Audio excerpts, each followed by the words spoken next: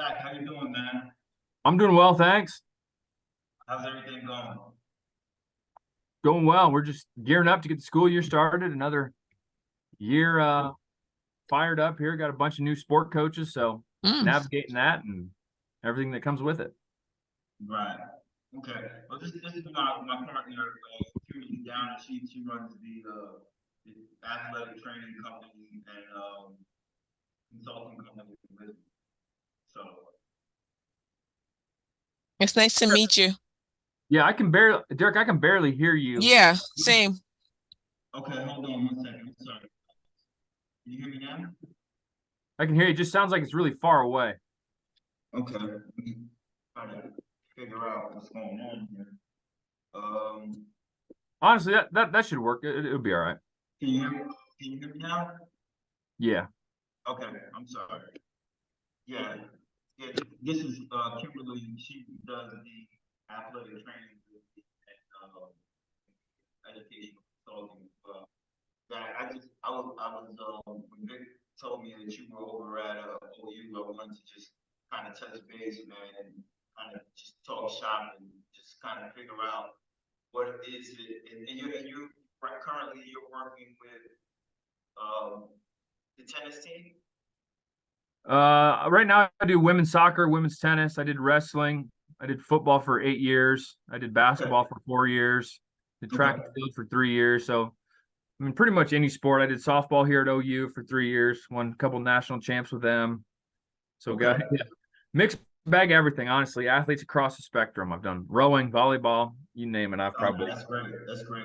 That's great. Did you get to play anything in college? Yeah, I played football. I was a defensive end, and I was a hammer thrower, shot put, and discus thrower at Iowa State in 2004 to 2008. Oh, okay. That's great. That's great. Now, Zach, where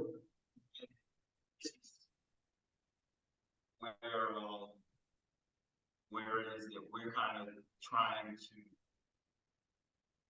cultivate the athletes that we get to be able to make it to a place like Oklahoma, right? So we're working with that end of middle school going into high school, trying to cultivate their mindset in terms of getting them to a space where you're at, right?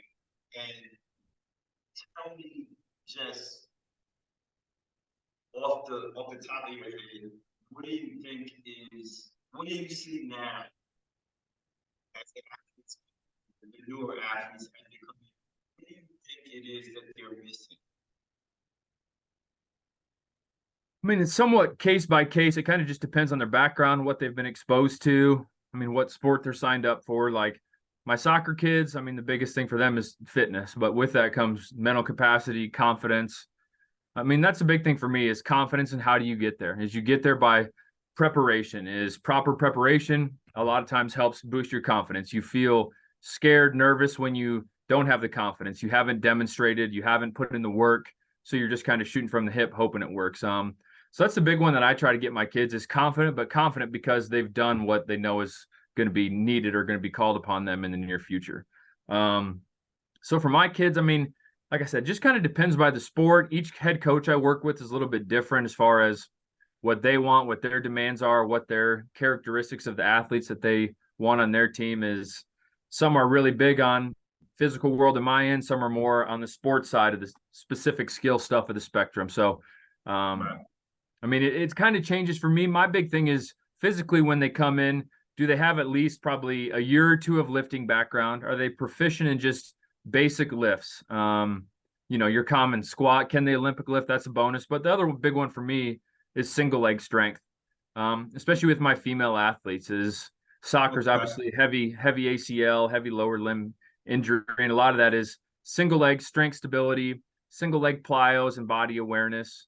And then just preaching the recovery aspect is knowing how do you recover from a workout versus just keep tearing yourself down. And then obviously you layer in nutrition, sleep, lifestyle, and then you really kind of have a complete athlete. So, I mean, that's a big one for me too, is like the gym, we work out or practice for a couple hours, but then what do you do the other 20 to 22 hours? What's your sleep like? If you had to give yourself a score on your sleep, do you go to bed at a decent time? Is your quality of sleep? Are you big? I mean, younger kids, you're not going to have drinking problems, but like my college kids, I'll have party kids that then they're just constantly hurt. Like I have 2 freshman soccer girls. They've been on campus 2 weeks. One girl's already pulled a quad and a hamstring. We haven't even started camp yet. And we're just talking Wow. like running strides. But I knew coming in, the previous coaching staff had recruited her and they were concerned about her lifestyle.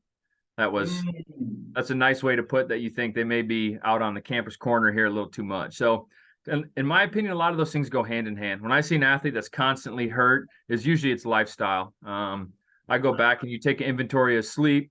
What's your nutrition? Are you even thinking about it? That's a lot of kids, honestly, they get to this level and everybody's good now. Is when you get to OU, you're an all-star team. Is every kid here was the best player on their travel team, the best player on their high school team. So that's what got you in the door. Now, how are you going to show what you can do here and stand out? Because like in soccer, we start, 10, 11 kids and there's 10 kids on the bench. That a lot of times feelings are hurt. Mom and dad aren't happy. They're trying to massage it why they're not playing. When they come to me and I'm a straight shooter. That's what I always tell them is I have data on everything. I try to keep it just real, straight, fact-based. And I mean, they've put in enough work with me that I've seen them that I can say, you're last in every run we do. What would make you think different? If I can see what you doing here, if you're a leader for me, you're probably a leader on the field. But if you're always just running at the back, hanging by a thread, missing all the times, they may not know, but I talk to coach frequently and I'm getting ready to write up my summer synopsis where I give probably a paragraph on every single kid. I say how many game minutes, like for soccer, how many game minutes I think they're capable of, what I think their chances of getting hurt are, what their strengths are coming in, what's their weaknesses, and how impactful I think they can be for us. And so they don't realize I'm evaluating them heavy from the second they get here. And then I'm taking that to the coach because the reality is we're in a serious business here where like our last staff just got fired. So we got to have performers. We can't have people just sitting on the edge. Now with this transfer portal, that's a two-way street. We ask kids to get in the transfer portal. And I've seen kids sit in a meeting and say, you're not in our future plan. And their face just goes white. And they're going, what? It's going, yeah, you've been here 2 years, haven't done anything.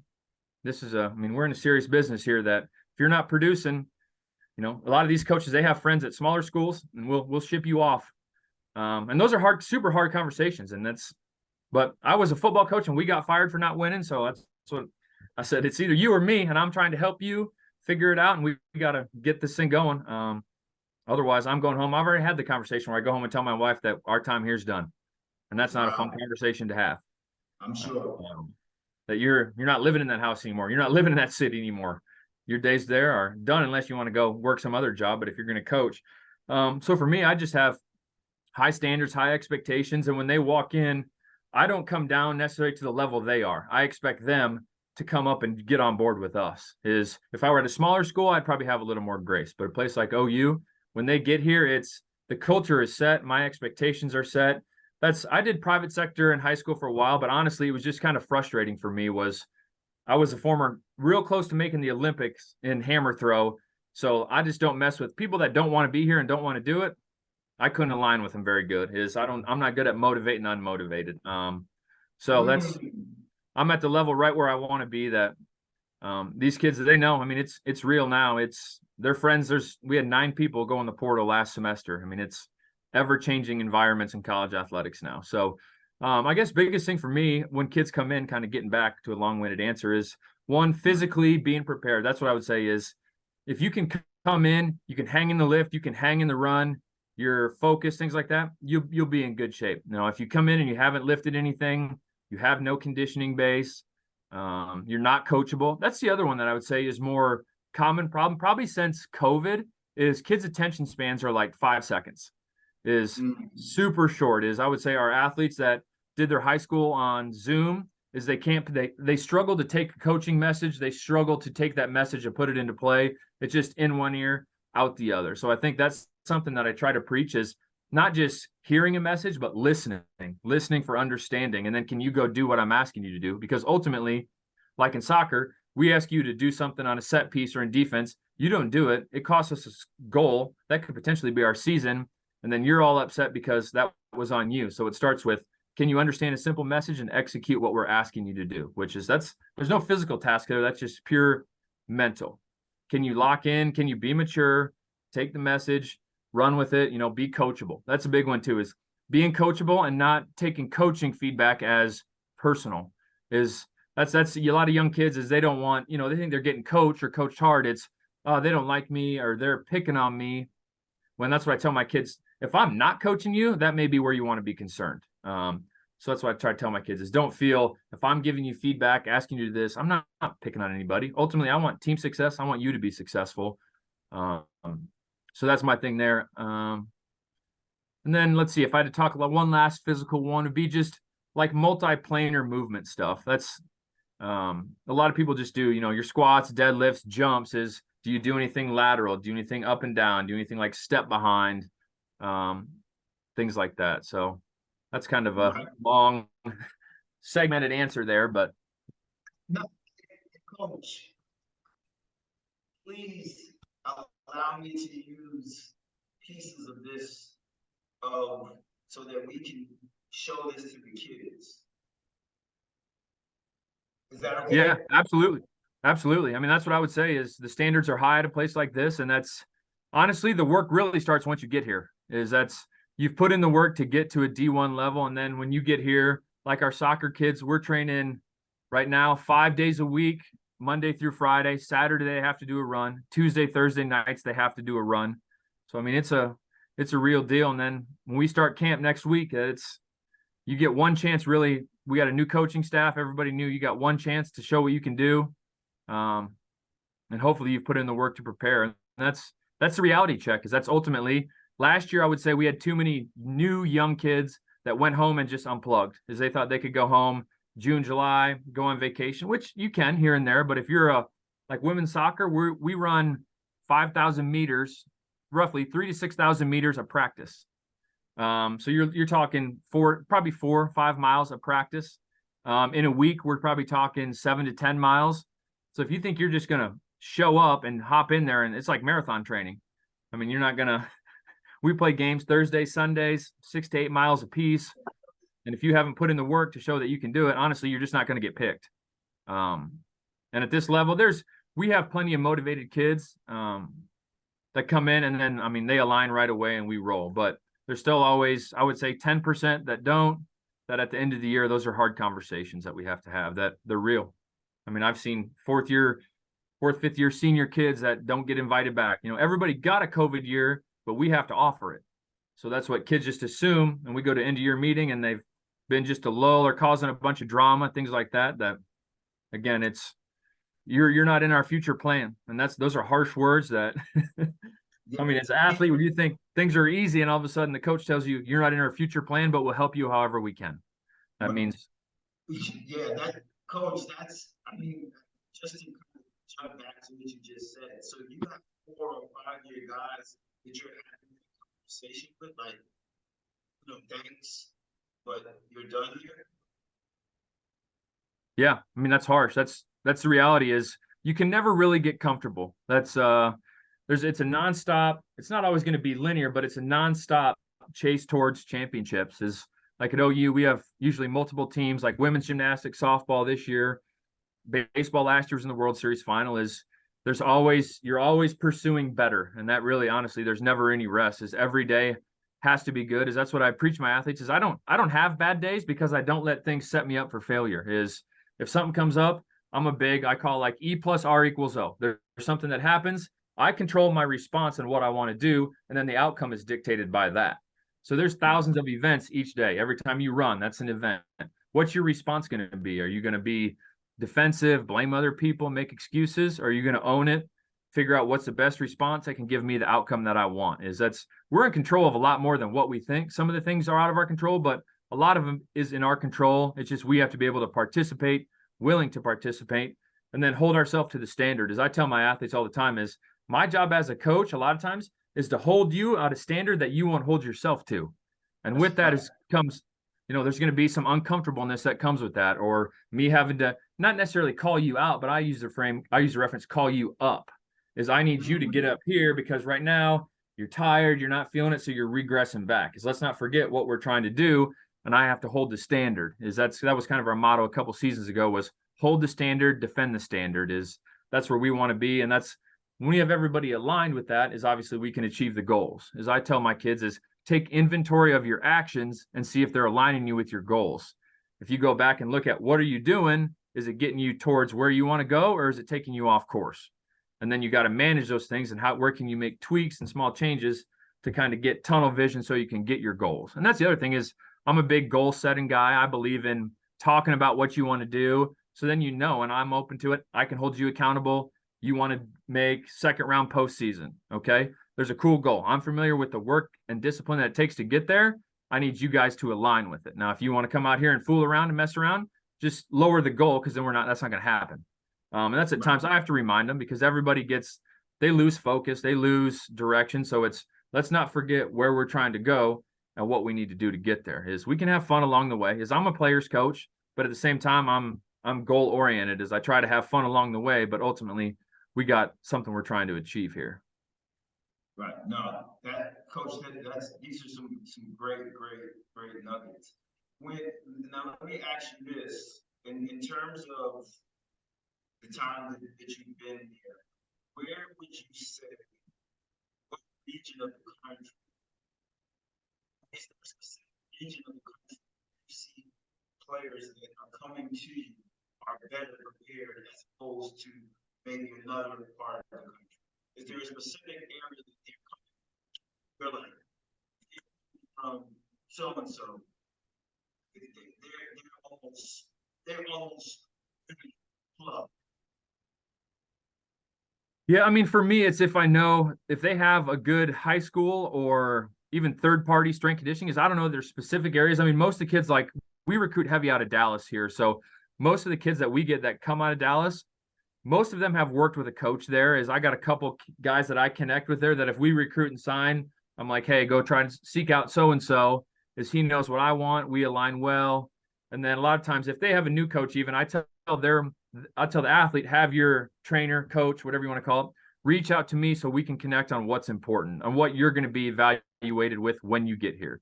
So that's what I always tell the kids too, is if I were high school, is no, what are they going to evaluate you on when you show up? Is it going to be a conditioning test right when you get there?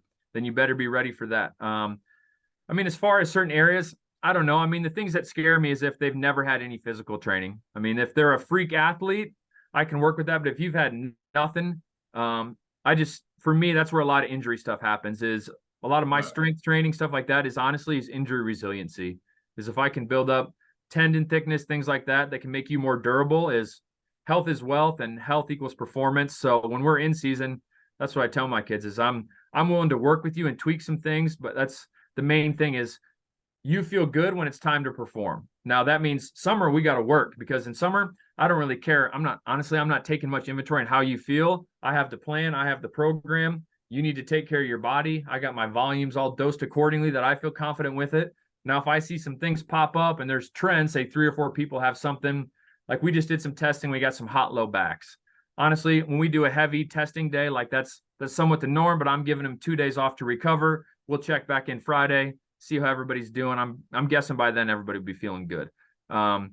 So as we get into camp, we take a lot more feedback. We'll do like a RPE, how hard they thought the sessions were, a morning feedback every day, how they feel. And we'll make small changes here and there.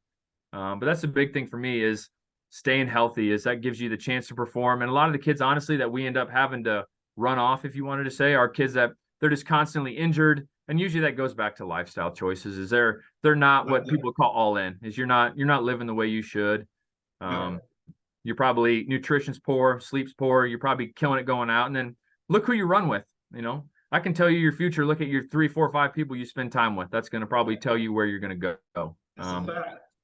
And I can say that for myself. I look at who I hung out with certain times when I got off track. It's because I was running with people that they didn't care where I was going. They were just whatever. They didn't have any goals or vision. And then I thought, okay, I got to get on track with where I want to go. And honestly, I keep my circle pretty small, and it's all good. As I'm cool with that. I have my long-term friends, my guys that I know I can count on, and outside of that, it's all good. Right. Now this is like I said, Coach. This is stuff that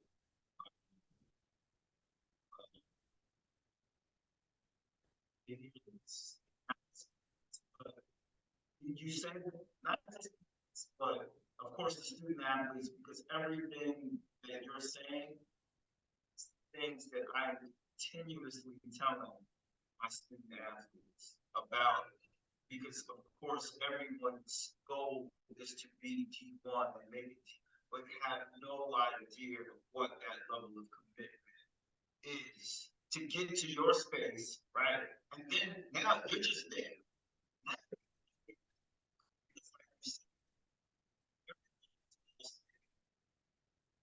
Derek, you're not coming in at all. Yeah, I don't know if coach is being polite, but I can't hear you. No, I can kind of not. I can't. We're like reading lips over here. I'm sorry. No, it's okay. Everyone is all state, and you know, they just coach in this part of the country, and specifically New York City, the 5 boroughs. We don't have consistent understanding what it takes to be able to coach play at a place like that. We don't have the understanding. We haven't figured it out yet. It's something that we are still trying to some degree sell to people to get an understanding. And you know, you can ask Kimberly, you know, there's some people that when they realize what it is that is required to be within our, you know, they gracefully bow in because no, I don't want to get up at 3 before a 4 a.m. lift, you know, 3 times to a hill workout at 5. So the reality is that we are not consistently churning out the athlete that goes to the Division I level because we still do not have an understanding of what's required. And when we find out what is required, then we may half-ass do it. And the ones that do it, then yeah, then you'll find out about it. But it's the consistent push that we're working on here.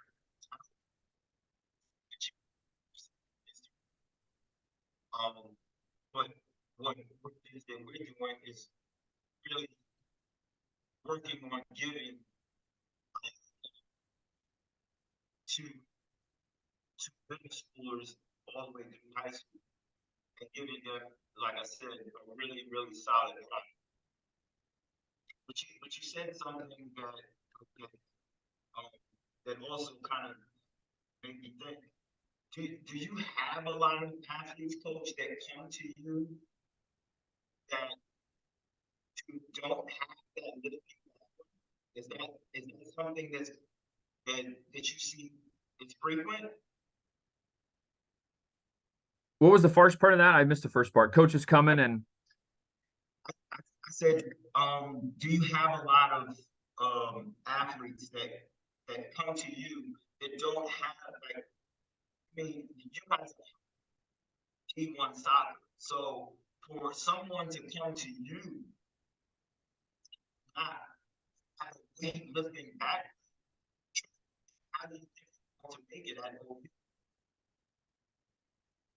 I mean, the kids that I get, honestly, that really don't have much of a background, like with soccer, are typically the Europeans. Like we have 3 or 4 German kids, and that's just not real part of their system coming up. So I kind of meet them where they are. That's what typically, like a lot of my European athletes are way more sports skill dominant and really intelligent. Like soccer IQ is super high, but a lot of their physical stuff is untapped. So for me, it can be somewhat of a good thing because if we can get your physical stuff developed, we usually can make you a better player. If that area is super untrained, and you've made it this far, you're probably somewhat special as far as specific skill and what you can do.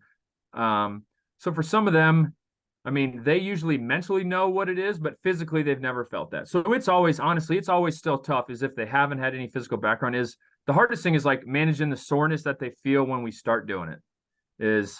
That's where a lot of them, they're like, they may shudder on the buy-in a little bit because they're like, I feel bad now, but I do assessments every 4 to 6 weeks. So I do speed testing, jump testing, change of direction. So a lot of times they see their numbers go up. And for me, that drives buy-in.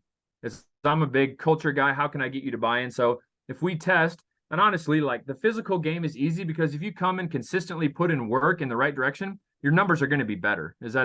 I don't have to sell fluff. I'm not selling fake results. Is if you come and consistently work out 3 to 5 times a week over 4 to 6 weeks, you're going to be better unless you get hurt. That's really all there is to it. So they see the results. I show them the results. I show them the improvement. And honestly, they're like, okay, this works. Maybe I can do more or better, a little sharper. And then the big thing that I preach too is just discipline over motivation. I got this hanging right here. Like here's discipline. This is what I show my athletes is discipline, motivation. Like motivation's here today, gone tomorrow. You're not going to feel good tomorrow. But if you're disciplined, it's not going to matter how you feel. That's a big thing that I try to preach is it's not motivation is great. You listen to a speaker and you're hyped for 15, 20 minutes, but our season's 3 months long. So what do we do? How can you every day, as I tell my athletes, I'm really never like a 10 out of 10 when it comes to energy, but every day I'm an 8.5 out of 10, 365 days a year. And I'm not a up and down. We can lose by 10 and I'm here. We can win by 10 and I'm here. I try to be a source of stability, not a bunch of emotional highs and lows. Honestly, as an athlete, I had a coach that was like that. And it was just a roller coaster ride for us as athletes. Because I hated walking in, not knowing what I was going to get or having to navigate somebody's mood. I hate trying to navigate people's moods. I'm the same guy every day and just have some respect, be decent. I'm not, we're all going through stuff. It's all good. But we got things we got to get done. And that's why I try to preach to my kids is we're all feeling stress from different areas. And honestly, if we can channel sports as somewhat of a stress-free time the reality is you're playing a sport. It's not life or death. It's something that you enjoyed as a kid. So find the fun in it. And then we have to stay, it's another level. As you age and get older, it gets more and more serious. From middle to high school, it picks up. From high school to college, it picks up big time. From college to pro, it continues to pick up. So that's you ultimately have to align. In your heart, do you want to be there? And that's what some of the kids, they don't. And that's a hard conversation is they get burnt out. And then a lot of times they're doing it for their parents. That's where we find the kids that fizzle out is there's a parental pressure that wants them to perform and intrinsically they don't want it. They're doing it because their dad did it or their mom played. So honestly, those are the ones that get hard to manage because the kid is almost like a victim of a parent motivation. So how do you manage that without them feeling like they let their family down, but at the same time, they don't want to be here. So what's the best solution? Those are hard ones to crack and come up with a plan, but you have those that's especially honestly in like female soccer is where the end game in female soccer, you may make the national team, but most of the kids that we have on our team, they're not making the national team. So the end game was to get a college scholarship. So they've reached the end game.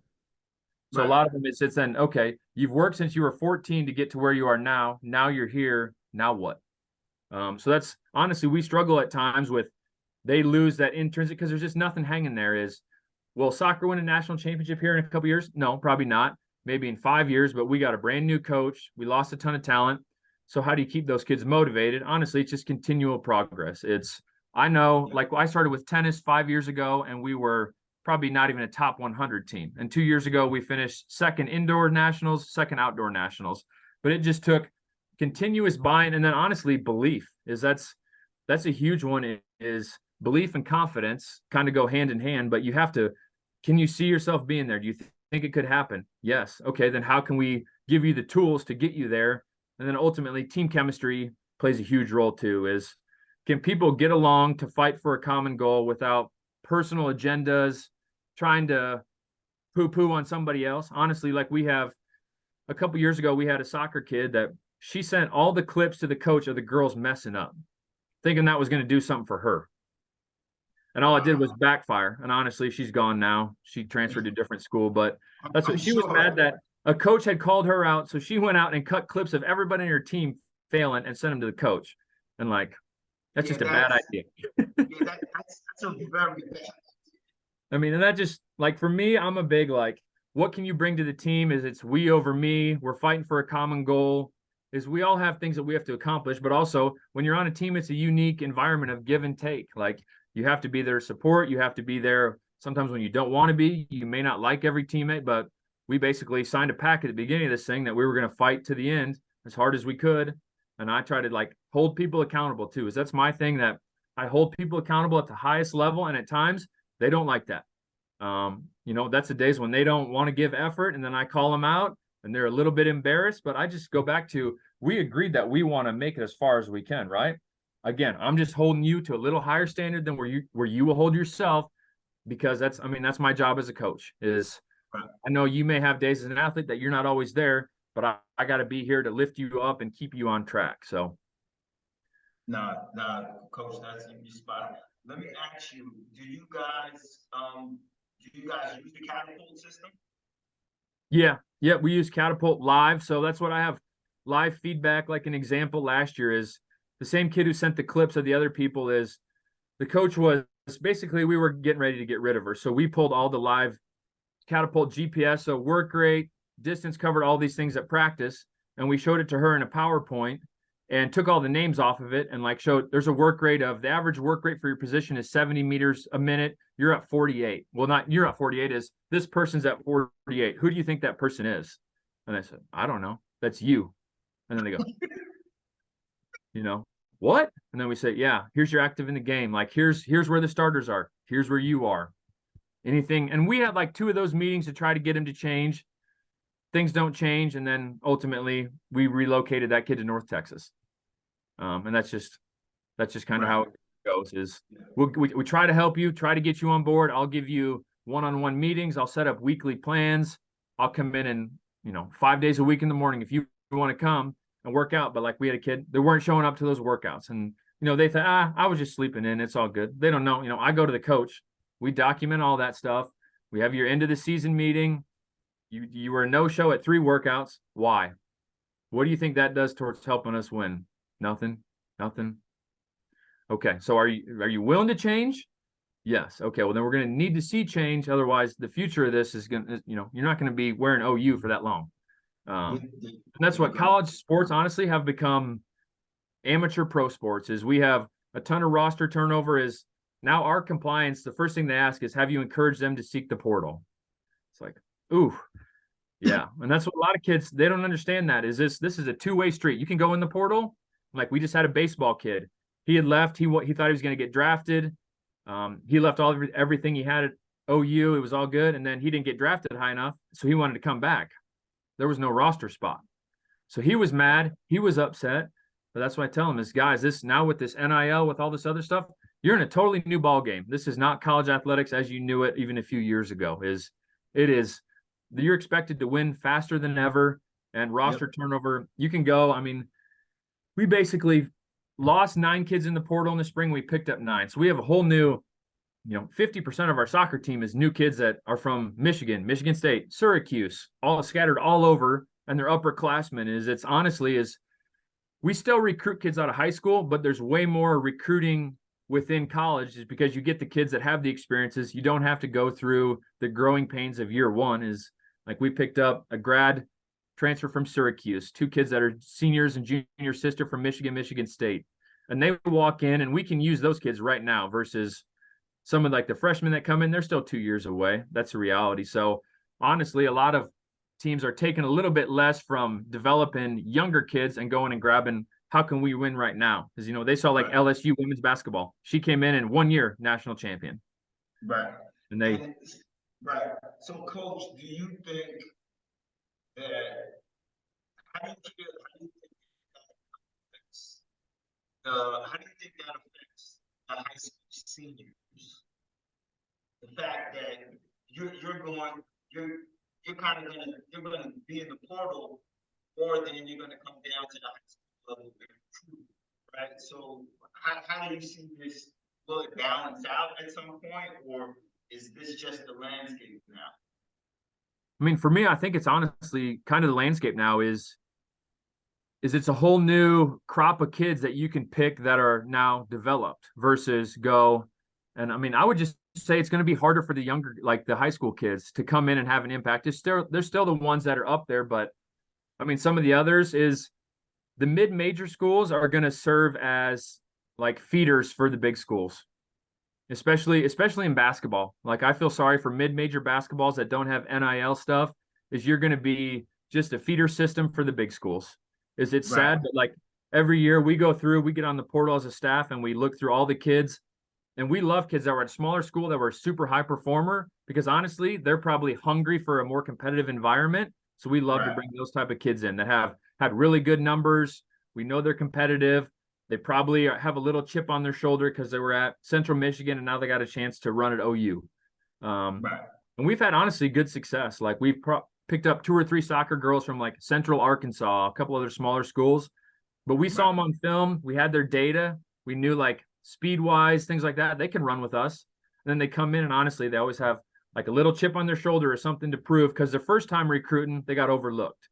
And that'd be the other thing that I would tell the kids is if you aren't getting recruiting, don't think it's done. Is now you have a chance to blossom in college and you can better yourself quick. Is when I was playing, it was hard to transfer. You had to sit out. You couldn't do this. It was just a pain. Now is if you're doing well and you're making a name for yourself, I mean, you can basically use a university as a junior college if you wanted to. Because you could go to a smaller school.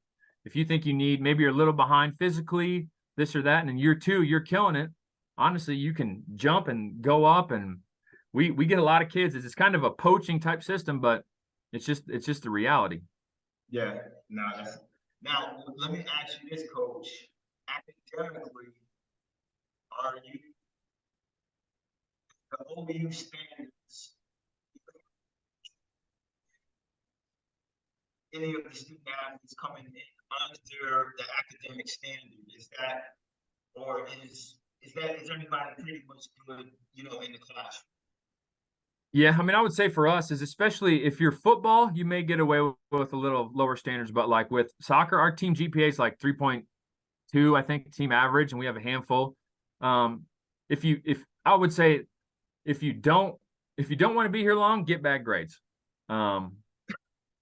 That's the reality is you get 2 semesters. And if you're below a 2.0 in 2 semesters, it used to be like you're not eligible. I don't think it works. So that's if you're a freak player and you're really doing a lot of good things, they may work with you a little more, but honestly, they back you up with tutors and as much help as you can possibly get nowadays, especially like OU, there's resources galore that if you're honestly, the kids that fail just didn't utilize everything we had is they came here, they just wanted to sit at home, do kind of the minimum is they loved it when they got recruited is how much we could offer and do to help. But then they get here and a lot of times they're just, they're somewhat lazy. They don't want to do the stuff.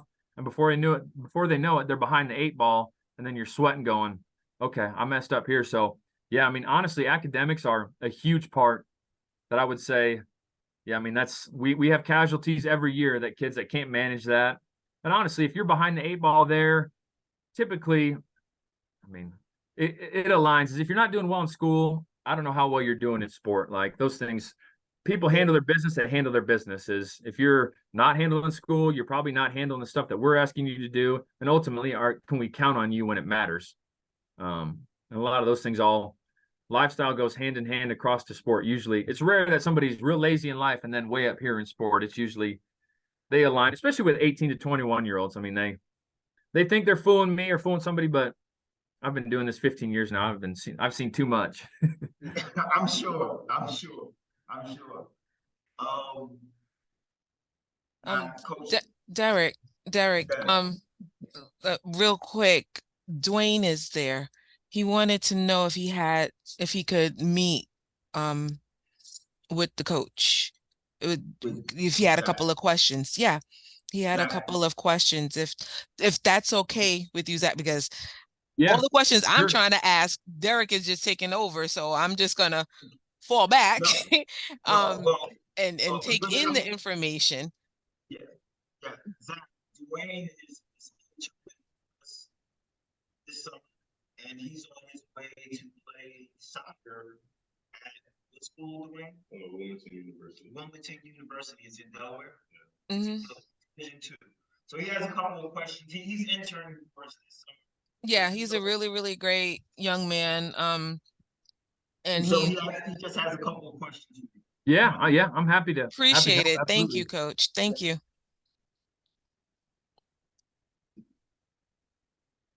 And Dwayne, you got to speak up because for some reason the audio on that end is not the best right now. So just kind of speak up, okay? You hear me? Yep. Good morning, Coach Zach. How you doing? I'm well. I'm well. You got an exciting time coming up in your life. You're in a good spot. So me being a goalkeeper, I know it's a lot different than like a field player, and as in getting minutes because it's only about usually three of us. So I just wondered, like, what is it like as a goalkeeper? Like, let's say they mess up, like, is it the end of the game for them? No, I mean, for me, goalkeeper is somewhat of a unique beast. It's outside the realm of like your typical normal soccer demands. But if I had to give advice as far as things to be prepped and ready for, I mean, you still got to be fit. That's what like we'll run our goalkeepers on some fitness stuff, and I pull catapult data on every game, and they still cover some pretty decent distance that they'll surprise you. Like, wow, I did 4 miles. I'm like, yep, you don't realize it back and forth. The biggest thing for keepers, I would say, is like what's next mentality. Is mistakes and things will happen. That's just part of the game. Things happen fast, but it's what can I do and next to get back on track. Is I say don't let one mistake lead to two, lead to three, and then your confidence goes in a downward spiral. So for me, it's if something goes wrong, what can I do to get back on track? Be positive again. And then obviously being a huge communicator is naturally like we have I've probably worked with a dozen goalies by now, and the ones that the team gravitates towards are the ones that are vocal. Is vocal. They know they trust them. Ultimately, you're the one seeing everything that has your back, and they trust in your call. Is they think you're making the right coaching moves. You're somewhat of a coach on the field that you're directing them, and you're really just kind of I feel like an anchor of confidence. We had one goalkeeper who was real panicky. She would yell. It was almost like a scream of panic. Versus the other one was more like directive with let's do this. And I always tell our kids like tone is a huge thing in communication. Like what tone you take when you're talking. Are you assertive? Are you questionable? Are you lack confidence? Like what do you want to represent in how you operate? So for me, that's always one, being a great teammate, being confident, and then knowing what's expected of me and trying to do everything I can to align with those expectations best I can. To piggyback off of that, what are some habits that you notice like goalkeepers off the field?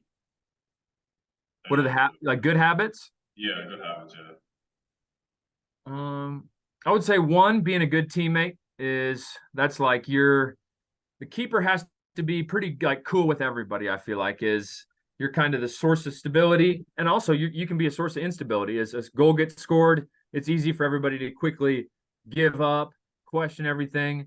But I think honestly, a lot of that comes in your prep work. Is have you demonstrated you can do what's required? Have you demonstrated the game plan? Let me think of some other tips I can give you here. If you got more questions, fire away, and I'll just kind of spitball around here and give you some stuff. So one of my coaches, he said that being a goalkeeper, how every player has like someone they should look up to, like an idol. So, obviously, you have people that idolize like Manuel Neuer and all that, but he said to be more realistic and to stay local. So like Andre Blake and whatnot, right? So I was gonna ask, what goalkeeper do you like look at that's at least in the USA that's like, oh wow, like that's my goalkeeper. I mean, honestly, I leave a little bit of that more up. We have like a goalkeeper specific coach. Yeah. So that's what our last one was, Canadian national coach. So she was more European flair, and she recruited those type of kids. I mean, I can't give you just like a specific name. For me, it's just people who do things the right way. Is they have a good track record. They have a good clean lifestyle for the most part. Do things the right way. I can't give you any names. I mean, honestly, now with as much YouTube and social media stuff that's out there, there's a ton of there's a ton of bad stuff, but there's a lot of good stuff too that like I encourage some of my kids is go dive into some technique stuff, is create your own library, create your own training session, put yourself in the coach's shoes. And honestly, like that can make you a better athlete, is designing some of your own training sessions based on like, do your own research. What do I need to get better at? And I think that's the other thing, is having honest feedback. Is what are your strengths? Not necessarily what are your weaknesses, but where can you get better? And then what skills am I doing to get there? Is ultimately like, I see a lot of kids, they just do what they're always good at. So then they just like that's fine, but you need to do the areas you're not good at, and sometimes the things you don't like is what makes you better. Is I was guilty of as an athlete too. Is like the lifts and the activities I was good at, things I was, but at the time, I didn't want to feel that because it hurts your ego. It shows some of the weakness in your armor, but ultimately you look back and that's what made me better was hearing out that feedback, not taking it so personal, and then just figuring out, okay, how can I adjust the training plan, the activities I'm doing to try to be a better athlete. All right, and one more question. What's the biggest difference you notice in a high school or like an MLS next level goalkeeper compared to like a collegiate goalkeeper? Like, what's one main difference? I would say top one is probably just overall athleticism, and then their ability to kind of navigate and be a coach on the field with the game. Like just having a super high soccer IQ, knowing as far as what style of play are we playing, what's our lineup, where should so and so be, can I keep my back line aligned, things like that. That's what I would just say is the kids that are pretty quiet and don't do much, that's the difference. Is like that's down here versus the high level. They're not scared to say something. They're happy to almost be like a secondary coach on the field, and they just know the game plan in and out, is game IQ, and honestly knowing the roles of somewhat a little bit of what everybody's trying to do, and then how can you help settle things when things get chaotic. Is that's I feel like there's a lot of moments where chaos happens, you make a save, and then from there, how can we kind of settle out, and then we capture the kind of the energy and I guess what am I looking for? I can't think of the word I'm exactly looking for there, but just what can you do honestly to settle the ship, and then how can you have the best positive impact you can have? Are you making sure where you're delivering the ball, are you able to put it where they want it to? Are you doing what the coach is asking of you? Things like that. It's ultimately like when we see things go wrong is kids lose confidence, divert from the game plan, and then try to do what they think is best, which usually honestly doesn't work out. And then a lot of times the coaches, just lose confidence from coach to athlete as far as what we're trying to do. So trying to think of anything else. That's really pretty much it. As far as like athletic specific stuff, with you guys getting down, getting up quick, lower body power is huge. Agility, ability to react, and then ultimately staying confident is we've had goalkeepers where they were rattled, and then the whole game you're just hoping they don't even get shot on. So that's what I would say. And then just practicing hard, like practicing the way you want to play, going hard for every ball, being smart, taking care of your teammates. But just I feel when your teammates see you train at a high level, they know that they can trust you in the match because that's the level that you prepare at. Versus if you're in practice not demonstrating that, messing around a little bit, lacking maturity, then some of your teammates and coaches may not trust in you fully. So that's my thing, is trusting in each other's teammates, knowing that they've put in the work, you've seen them demonstrate they can do it, and then you just go out and play and kind of let the game come to you. Thank you, man. Well, what team you support? Right now I do women's soccer, women's tennis, and wrestling, but I did football for 8 years. I did track and field for 3 years, rowing for a year, volleyball for a few years, softball for 4 years. All over the map. But right now, yeah, soccer's my main sport. This will be my 6th season working women's soccer here.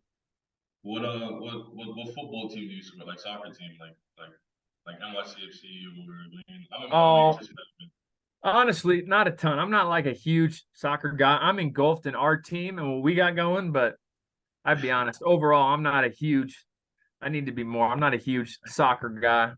I'm into old cars. So when I'm not messing over here, I'm messing with classic cars. What's your favorite car? Oh, I don't know. It just depends on the year. I like old like 50s era stuff, but I like hot rods, but I got a collection of about 50 old trucks. So I got a lot of trucks. That's cool. Thank you, man. Thank you for letting me speak with you. Yeah, absolutely. Happy to help however I can. Thank you, Coach.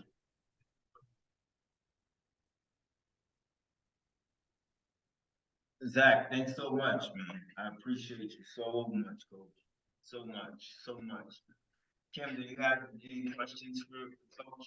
No, like I said, everything that I was going to ask, either it came up in the conversation or, you were on point with everything. So I, this is my first time being able to sit in a room like this. And so I'm just really appreciative of hearing from somebody who is in a space where we're trying to get our young athletes to be, and listening to the conversation. It feels like, Derek and I had a lot of the topics that y'all covered today, we've been covering for the last 2 days.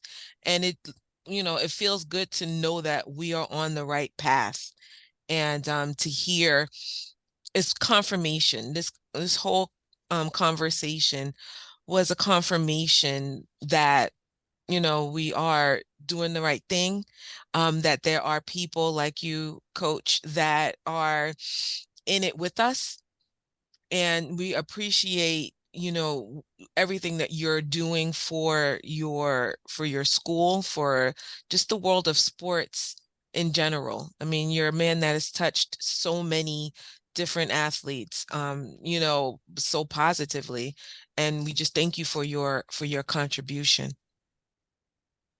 Honestly, that's really what it's about for me at the end of the day, is like the relationships and helping kids at a unique time in their life when they they may think they know where they're going, but they really don't. Is they're very plastic in a way that we can help shape and mold them, honestly, to become good moms, dads, brothers, sisters, whatever it may be. Human beings, yeah. Right. As I try to use sport in a way to show, one, you can do some of the things that you never thought you could do, and you can take these lessons.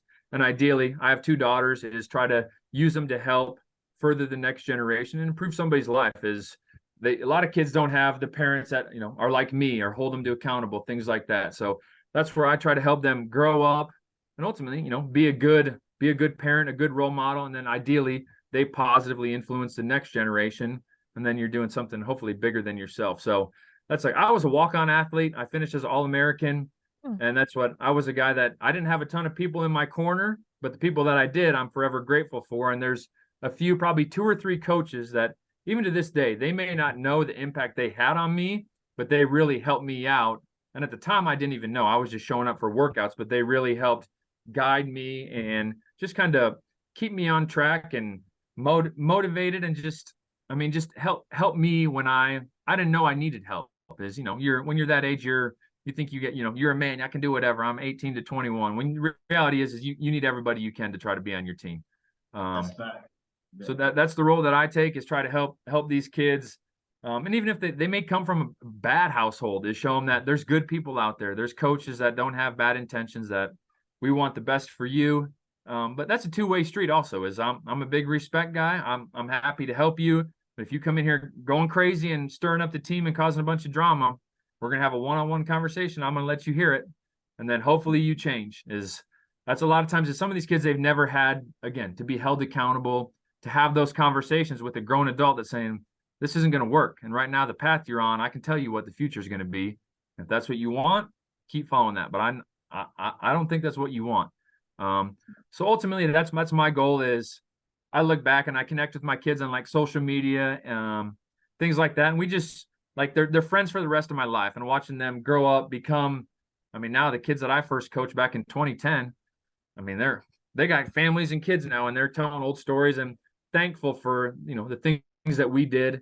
And that's really what it's all about for me. Is in the moment, I try to be, I'm the coach, this and that, but ultimately it's bigger than sport. And then, it comes full circle. So I'm always happy to help however I can, whatever level I can. And then honestly, my last thing would be, if you think you have a kid that's close, is get them exposure, get them in front of those coaches where they want to go to the camps, reach out to them, send them the film, keep touching base. And that's where like a lot of opportunities come, is people reach out and they're just persistent, consistent, and then they come and ball out at a camp, and next thing you know, boom, they're on the team. And it's like, that just started as a little, a text message or something, and next thing you know, the ball's rolling. Well, last 2 questions, Coach, and just to piggyback on what you said, what's the quickest way? If there's a girl playing soccer right here, she wants to get on your radar, what's the quickest way for her to get on OU's radar? I would say one, have some good film and some clips like to show in action. Two, figure out who's like the recruiting coordinator, who would be the main point of contact. Figure out if you have anything in the area where they're going to be that they could possibly come and check out one of your games. And then I would say, lastly, the way to for sure get on is come and camp at the school that you want to be a part of. Is like we offer elite soccer camps throughout the year. And honestly, as every kid comes in, and if you ball out in that, like we do a morning session, we meet at lunch and we go through every kid. It's like, who do we like? Who do we not like? Who's now on the radar that wasn't before? And honestly, a lot of times that's where offers start. It's like a kid we had no clue about showed up at a camp, ran really good with the kids that we were recruiting. And then all of a sudden, next thing you know, they're on our team. We had a kid last year that we had a stud that we had recruited and signed. And then another kid came into camp and shut her down Wow. and like the whole time. And it was like, that girl was mad because she was getting shut down. And we signed the girl that was defending her the whole time. Cause it was like, man, she was undersized, but gave crazy effort, never quit. And was always just on this girl's hip and then go defend, interface the whole time. And that girl she was neutralized. She didn't know what to do. She started getting frustrated. And then we saw like, she had some real small offers and we came in, dropped the OU offer. She signed like this and she started first as a freshman. Sadly, she was with the old staff and she ended up transferring just this spring, but she played every minute for us in the spring as a starter. And that's all she was a kid that when they were going and watching our stud she shut her down. And we thought, man, if she can shut her down, that's legit. That girl had crazy speed, was a balling out forward. And this girl was a backline defender that again, was just full of heart, effort and energy. And then, yeah, she came here. And she would probably, if she was still here, she'd start for us. I think she transferred to East Carolina, if I remember right. Okay. Last question, Coach. Because this is me and Kim are dealing with this now. How much parent intervention do you guys do? Parent involvement, not intervention, involvement. Involvement where they're like, hey, Coach, is Pam going to get some minutes this weekend? Or, how much of that do you deal with? And how do you resolve that? Or how do you keep them at bay? Yeah, I mean, in my world, in strength conditioning, I don't deal with any parents. They don't come to me really for anything. As the head coach, yeah, more likely than not. I don't know. I think each coach is a little different, but that's a lot of times we're recruiting kids. Ultimately, we recruiting their parents because their parents are heavily weighing their decision. So that does get kind of tricky. As we still have it for sure. We get disgruntled parents that, I mean, like 2 years ago, we had parents making stuff up that opened an investigation. Wow. It ended up being totally nothing. There was nothing there, but that's what a parent was disgruntled. His kid wasn't getting playing time. The dad came and like chest bumped our soccer coach at a tailgate. Like, what are we doing? Yeah, like was like getting in his face, like, what? Right. So yeah, I mean, it still exists. That's the hard thing is we try to be transparent with if the kid's not playing, why? So like we have data, we have evaluation stuff that we try to show. It's not what is it? It's not subjective, it's objective. It's not just my opinion. We're using facts. So like with Catapult, we're talking speeds, work rates, production on the field. How many goals are you scoring in practice versus what are the rest of the team doing? So for us, we try to do that, but we still have, there's plenty of disgruntled parents at this level too. And honestly, it can be even more intense because this is the last go around for a lot of them, that this is the grand finale, that their kid was the star, always had the big minutes, was always the starter. And now, we have kids that they may get 10 minutes a whole season. Right. Wow. Yeah. So we still have it. I don't deal with it. That's the head coaches deal with it. That's in my world, everybody wins in the weight room. That's what a coach told me a long time ago, is for the most part, everybody wins in the weight room. Everybody can win in the workouts. Like there's not a starting lineup on the workouts. It's everybody should be pretty happy is you're not having to leave kids out or pick kids. Is you should be able to win the workout. And if you're not, there's an easy way to win the workout. Come and do what's asked of you at high level, and we're not going to have problems. Right. So typically if there's issue in my world is I got plenty of facts to line it up with it. And if your parents want to talk, I'll talk, but I'd rather have you explain it to them. I'm going to tell you what I'm going to tell them. And this can be a growing moment for you and your parents in honesty. Right. What catapult metrics do you look for or ask for if we were to send over or you were to request somebody's catapult? What metrics are you looking for? So main ones that I'll want to probably see would be max velocity, especially if you're a forward. I want to see what's the top speeds you can hit in the game. Work rate is a big one for us. How active are you on the field? Do you just stand around? Are you active? Those are really probably like the two ones that will stand out, are work rate and top speed.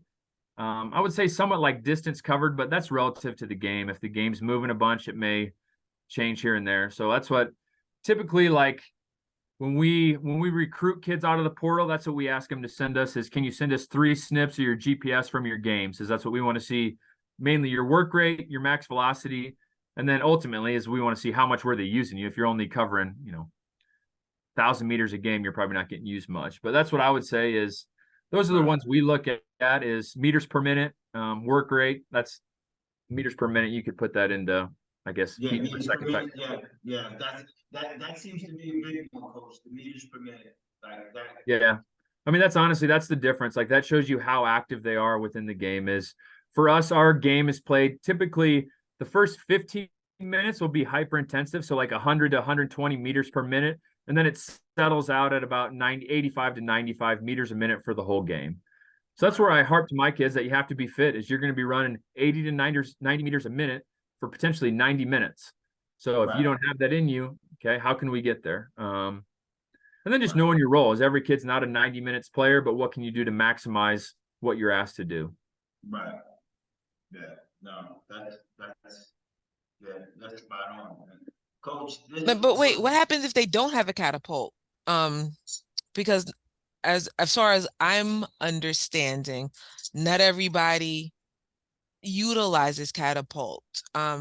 So what happens if a player does not have that metric that you're looking for? Then I would say the biggest thing is then just getting exposure. They'll have to probably see you at a game or come to a camp. I've been some camps where we'll time sprints, things like that. And then also I would say if a kid is super serious, you can just buy one-off, I think, catapult or stat sport like GPS stuff. And I would say if you're a high caliber kid, that would be a worthy investment, just if it's for yourself. Honestly, is the payback you could get to sit, like if a kid sends me all his GPS stuff, like I'm immediate, like this kid's tuned in, like they're invested, they want to know where they're at versus just the kid that's just running around. Is if a kid send me and like, here's my GPS stuff, coach, I'm like, dang, you're already a pro. Like seriously, we have kids probably less than 5%, but they walk in and they're pros. Is they handle their business, they're on time for everything, they eat good, they sleep good, they're just on it. And those are the kids that I love to coach. Is obviously they're easy, but there's not many. I would say 10 out of 100 might have that mentality at this level, and you get lower level, it becomes even less.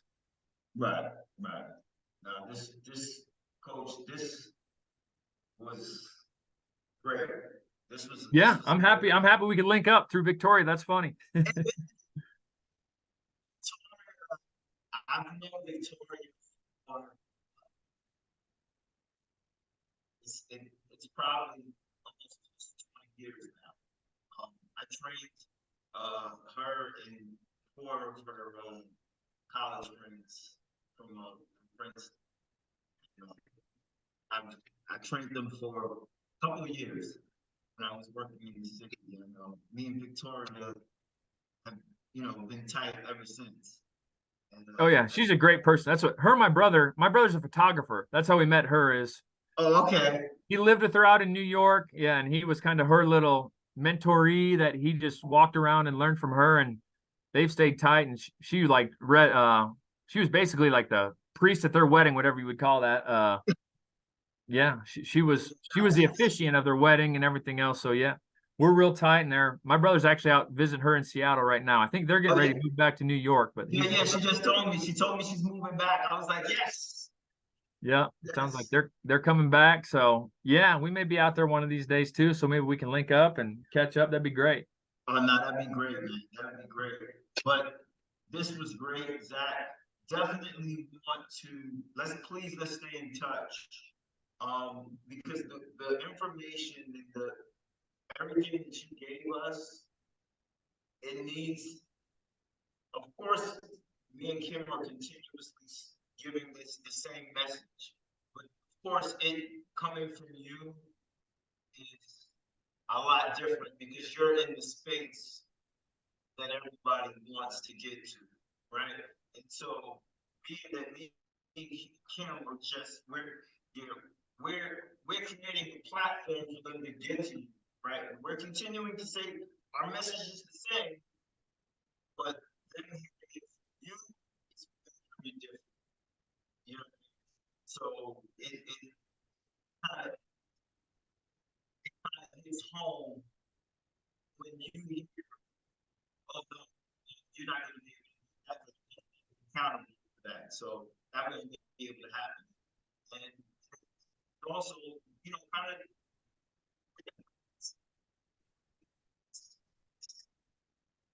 this path to this, you know, this next level.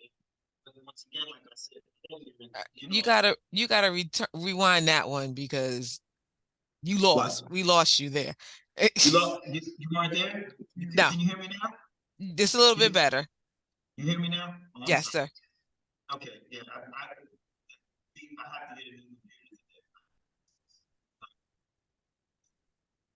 Uh, yeah,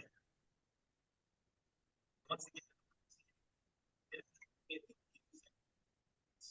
it, it definitely gets home a lot harder. You know what I mean? Like as I'm listening to you, I'm like, this, like, we gotta break this up and let everybody hear this because what you were saying today will be consistent, say day in, day out, you know, about body language, attitude. You are what you repeatedly do. All of those things we consistently drill, and some get it, and then some don't. Um, and for whatever reason, maybe could be the reason why they don't make it to the level that they just haven't bought in any way.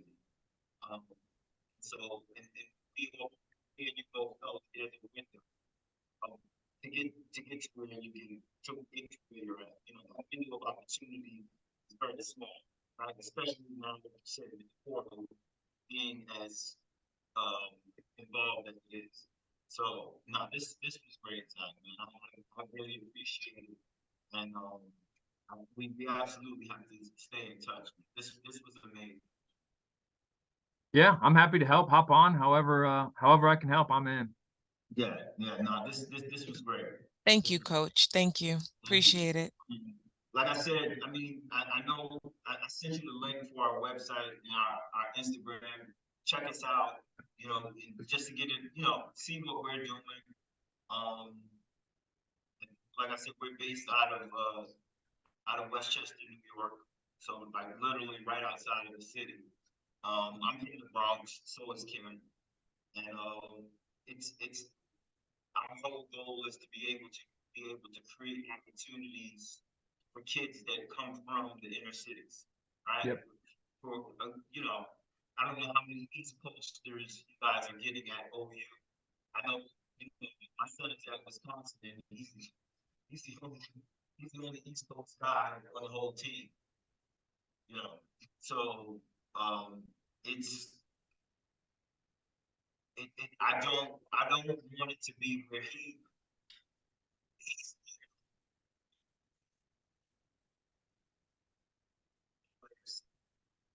to be able to play at OU or Wisconsin, right? So this is why we're investing in all the technology and things so that we can create the pathway so that they can at least be on the trajectory, possibly to get there. You know what I mean?